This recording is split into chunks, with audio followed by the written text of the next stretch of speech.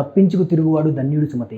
ఈ ఇన్సిడెంట్ మీద వెంటనే తెలంగాణ గవర్నమెంట్ ఆ లేడీ చావుకి ఎవరు కారణం, ఇక్కడ తప్పు ఎవరిది అంటే ఇక్కడ ముగ్గురు గురించి మనం మాట్లాడుకోవాలి. మనం ఎప్పుడైతే డిమాండ్ ని క్రియేట్ చేస్తామో గురువారం పోతే శుక్రవారం లేదా శనివారం లేదా, కానీ ఎంతవరకు దాన్ని అమలు చేస్తారు? ఆల్రెడీ ఒక పోస్టర్ రిలీజ్ చేశారు. గబ్బర్ సింగ్ సినిమా రిలీజ్ అయినప్పుడు, మిర్చి సినిమా రిలీజ్ అయినప్పుడు ఆ రేషియోతో మీరు కంపేర్ చేస్తే ఐ లవ్ మై ఫ్యాన్స్ అంటారు.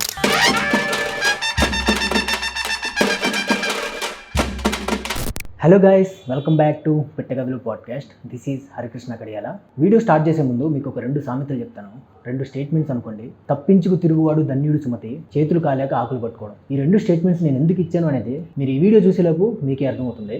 అండ్ మీరు ఎవరైనా నా వీడియోస్ ఫస్ట్ టైం చూస్తుంటే ప్లీజ్ సబ్స్క్రైబ్ టు ఓపెన్ చేస్తే. మీ సపోర్ట్ నాకు కావాలి. మీరు కొంచెం సపోర్ట్ చేస్తే ఇంకా ఎక్కువగా వీడియోలు చేయడానికి ట్రై చేస్తాను. So please subscribe to open చేస్తే. ఇకపోతే మ్యాటర్లోకి వస్తే, పుష్ప 2 ఈ సినిమాకి ఫస్ట్ నుంచి కూడా సినిమా ఎలా ఉండబోతుంది, సినిమాలో కంటెంట్ ఏంటి, సినిమాలో స్టోరీని ఎలా చెప్పబోతున్నారు, ఇలాంటి వాటికంటే కూడా ఈ సినిమా మీద ఉన్న కాంట్రవర్సీస్ మీదే ఎంతో ప్రమోషన్ వచ్చింది. బయట ఎంతో మాట్లాడుకుంటూ ఉన్నారు. సినిమా విడుదల అవ్వక ముందు, విడుదల అయ్యాక కూడా అదే కంటిన్యూ అవుతుంది. ఎందుకంటే మనందరికీ తెలుసు December 5th Pushpa 2 cinema release అయింది. కానీ దానికంటే ముందు December 4th రాత్రి 9:30కి బెనిఫిట్ షోలు వేశారు, ప్రీమియర్స్ వేశారు. ఆ రోజు నైట్ ఆర్టీసీ క్రాస్ రోడ్స్ లో జరిగిన ఒక ఇన్సిడెంట్ మనందరికీ తెలిసిందే. ఆ ప్రీమియర్ షోకి ఫ్యామిలీతో పాటు వెళ్ళిన ఒక లేడీ చనిపోయారు. ఆ చనిపోయిన ఆవిడ కొడుకు ఇప్పుడు హాస్పిటల్లో ఉన్నాడు. ఈ ఇన్సిడెంట్ మీద వెంటనే తెలంగాణ గవర్నమెంట్ ఇక్కడ నుంచి తెలంగాణలో బెనిఫిట్ షోలు కానీ, ప్రీమియర్ షోలు కానీ, ఎక్స్ట్రా షోస్ కానీ అలౌ చేయమని చెప్పి ఒక స్టేట్మెంట్ ఇచ్చారు. ఈ స్టేట్మెంట్ విన్నాక నేను ఫస్ట్ లో చెప్పాను కదా, చేతులు కాలేక ఆకులు పట్టుకోవడం అని, ఆ సామెత గుర్తొచ్చింది. అండ్ ఫస్ట్ ఆఫ్ ఆల్ మీకు ఒక క్లారిటీ ఇస్తాను. నేను ఎవరికి కూడా యాంటీ కాదు, అల్లు అర్జున్ గారికి యాంటీ కాదు, ఏ హీరో కూడా యాంటీ కాదు, అలాగే గవర్నమెంట్ కూడా యాంటీ కాదు. కాకపోతే ఇక్కడ జరిగే ప్రాసెస్ ఏదైతే ఉందో అది నాకు నచ్చట్లేదు. దాని మీద యాంటీగా కొన్ని విషయాలు మీతో షేర్ చేసుకుందామని ఈ వీడియో చేస్తున్నాను. December 4th నైట్ జరిగిన ఆ ఇన్సిడెంట్ లో ఆ లేడీ చావుకి ఎవరు కారణం, ఎవరు బాధ్యత తీసుకుంటారు, ఇక్కడ తప్పు ఎవరిది అంటే ఇక్కడ ముగ్గురు గురించి మనం మాట్లాడుకోవాలి. First government. ఆల్రెడీ ఇంతకు ముందు నేను సలారు, దేవరా లాంటి పెద్ద సినిమాలు వచ్చినప్పుడు కూడా ఈ ప్రీమియర్స్, ఈ బెనిఫిట్ షోలు, ఈ టికెట్ రేట్లు పెంచుకోవడం, వీటి మీద వీడియోలు చేశాను. అయితే ఇక్కడ నాకు అర్థం కాని విషయం ఏంటంటే గవర్నమెంట్ అసలు ఎందుకు పర్మిషన్ ఇస్తుంది, ఎలా ఇస్తుంది, ఏ ప్రాతిపదికన వాళ్ళు పర్మిషన్ ఇస్తున్నారు అనేది నాకైతే అర్థం కాలేదు. గవర్నమెంటే కానీ ముందుగానే ఈ బెనిఫిట్ షోలు కానీ, ఈ ప్రీమియర్ షోలు కానీ, ఈ టికెట్ రేట్లు పెంచుకోవడం కానీ ఇలాంటి వాటన్నింటికి పర్మిషన్ ఇవ్వకపోయి ఉంటే ఈ ఇన్సిడెంట్ జరిగేది కాదు కదా. ఒకప్పుడు ప్రాసెస్ ఇలా ఉండేది కాదు. ఒక సినిమా ఒక డేట్కి రిలీజ్ అవుతుందంటే మహా అయితే ఆ ముందు రోజు సాయంత్రం కొంతమంది ఫ్యాన్స్కి మెయిన్ సిటీస్లోనో, మెయిన్ సెంటర్స్లోనో, ఒక థియేటర్లోనో, 2 థియేటర్లోనో ఫ్యాన్ షోస్ వేసేవాళ్ళు. కానీ ఇప్పుడు ప్రతి చోట రాష్ట్రం మొత్తంలో బెనిఫిట్ షోలని, ప్రీమియర్ షోలని రేట్లు విపరీతంగా పెంచి మరీ షోలు వేస్తున్నారు. ఎందుకు దీన్ని గవర్నమెంట్ కంట్రోల్ చేయలేకపోయింది? కానీ చివరికి ఎప్పటికైనా తెలంగాణ గవర్నమెంట్ ఈ స్టేట్మెంట్ ఇచ్చింది. నేనైతే హ్యాపీగానే ఉన్నాను. కానీ ఈ స్టేట్మెంట్ మీద నిలబడి ఇదే విధంగా దీన్ని కంటిన్యూ చేయాలి. ఇక్కడ మళ్ళీ గవర్నమెంట్ మీద ఏదో విమర్శలు వస్తాయని ఇప్పటికిప్పుడు హడావిడిగా ఇచ్చిన స్టేట్మెంట్లా కాకుండా దీన్ని స్ట్రిక్ట్గా ఫాలో అయ్యేలా చేస్తారని కోరుకుంటున్నాను. Next audience. ఇక్కడ ఆడియన్స్ మైండ్ సెట్ ఏంటో నాకైతే అర్థం కావట్లేదు. ఆడియన్స్ అంటే ఫ్యాన్స్ కానివ్వండి, లేకపోతే మామూలు ప్రేక్షకులు కానివ్వండి, బెనిఫిట్ షోలకి, ప్రీమియర్స్కి అంతంత రేట్లు పెట్టి మరీ ఫ్యామిలీతో పాటు వెళ్లాల్సిన అవసరం ఏంటి? ఎప్పుడైనా కానీ మనం ఎంకరేజ్ చేస్తేనే అవతల వైపు డిమాండ్ అనేది క్రియేట్ అవుతుంది. మనం ఎప్పుడైతే డిమాండ్ ని క్రియేట్ చేస్తామో అప్పుడు వాళ్ళు ఇష్టం వచ్చినట్టు ఆడిస్తారు. బెనిఫిట్ షోలని, ప్రీమియర్ షోలని ఇష్టం వచ్చినట్టు రేట్లు పెంచినా కానీ మనం వెళ్ళబట్టే కదా ఇలాంటి సిచ్యువేషన్స్ వచ్చాయి. అంత అర్ధరాత్రి పూట 9:30కి ఫ్యామిలీతో పాటు వెళ్ళకపోతే ఏంటి సమస్య? గురువారం పోతే శుక్రవారం లేదా, శనివారం లేదా, ఆదివారం లేదా, సోమవారం లేదా, సోమవారం వెళ్తే సీట్లన్నీ ఖాళీగా ఉంటాయి. సోమవారం రోజు రాత్రి సెకండ్ షోకి ఫ్యామిలీతో పాటు వెళ్ళి ఎంజాయ్ చేసి రావచ్చు కదా. ఆ రోజు కాకపోతే తర్వాత రోజు సినిమా ఆడదా? ఎస్, మీ హీరోల మీద మీకు అభిమానం ఉండొచ్చు, చూడాలన్న ఇంట్రెస్ట్ చాలా ఉండొచ్చు. కానీ ఒక ఇన్సిడెంట్ జరిగితే, ఒక ప్రమాదం జరిగితే, ఒక నష్టం జరిగితే అది మళ్ళీ తిరిగి తెచ్చుకోగలమా? ఆ తర్వాత మీ ఫ్యామిలీకి కానీ, మీ ఫ్యామిలీలో ఉండే వాళ్ళందరికీ, మీ మీద ఆధారపడ్డ వాళ్ళందరికీ ఎవరు బాధ్యత?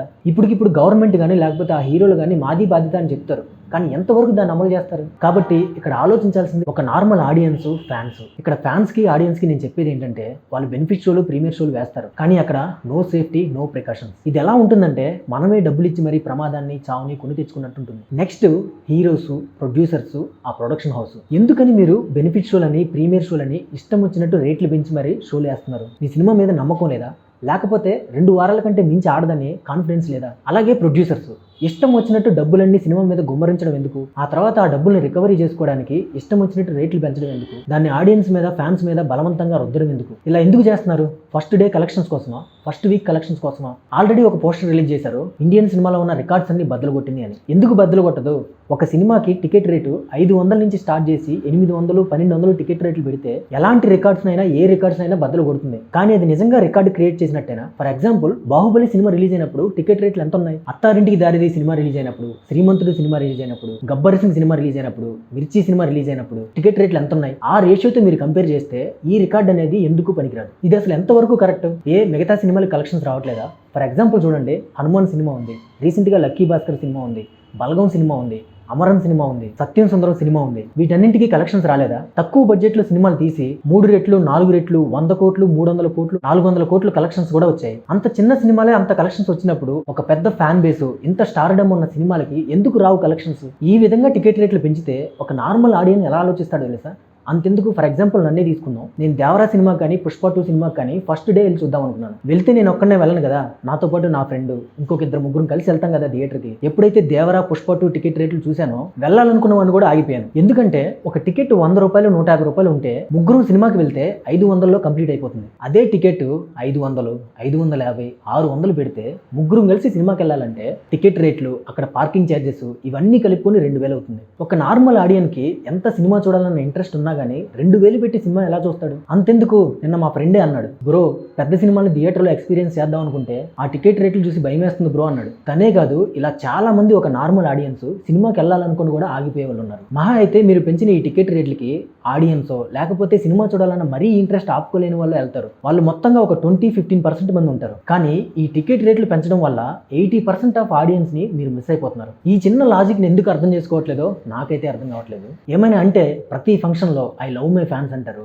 ప్రేక్షకులే మా దేవుళ్ళు అంటారు, ప్రేక్షకులు ఫ్యాన్స్ వల్లే మేము ఇక్కడ ఉన్నామంటారు, మా లైఫ్ అంతా వాళ్ళ మీద ఆధారపడింది అని చెప్తారు. ఇదేనా ప్రేక్షకుల మీద, ఆడియన్స్ మీద, ఫ్యాన్స్ మీద ఉన్న ప్రేమ? అసలు ఎందుకు ఇలా జరుగుతుంది అని ఆలోచిస్తే ఒక ఫాల్స్ ప్రెస్టీజ్ కోసం, ఒక ఫాల్స్ ప్రొసీజర్లో, ఒక ఫాల్స్ సిస్టంలో అందరూ ఇరుక్కుపోయారు. అట్లీస్ట్ ఇప్పటికైనా గవర్నమెంట్ కానీ, ఆడియన్స్ కానీ, ప్రొడ్యూసర్స్ కానీ, హీరోస్ కానీ దీని నుంచి బయటికి రావాలి. మన 2 తెలుగు రాష్ట్రాల గవర్నమెంట్స్ కూడా ఈ ఇన్సిడెంట్ ని ఒక వార్నింగ్ లాగా తీసుకొని ఇక నుంచి రూల్స్ కానీ, ఆర్డర్స్ కానీ స్ట్రిక్ట్ గా ఫాలో అయ్యేలా చేయాలి. అలా చేయాలి, చేస్తారు అని మనస్ఫూర్తిగా కోరుకుంటున్నాను. సో అది ఫ్రెండ్స్, ఇవాళ మన పెట్టగదులు పాడ్కాస్ట్ లో 32nd ఎపిసోడ్. ఈ వీడియో మీకు నచ్చితే ఒక లైక్ కొట్టండి. ఈ కంటెంట్ మీకు వాల్యుబుల్ గా అనిపిస్తే మీ ఫ్రెండ్స్ కి షేర్ చేయండి. అలాగే ఈ ఇన్సిడెంట్ మీద, ఈ బెనిఫిట్ షోల మీద, ఈ ప్రీమియర్స్ మీద, ఈ టికెట్ రేట్ల మీద మీ అభిప్రాయాలు ఏంటో కామెంట్స్ లో చెప్పండి. అలాగే మన స్లోగన్ గుర్తుంది కదా, నచ్చితే మెచ్చుకుందాం, అందరితో పంచుకుందాం. Please support and subscribe to open చేస్తే. నెక్స్ట్ వీడియోలో మళ్ళీ కలుద్దాం. Until then take care, see you all later, bye.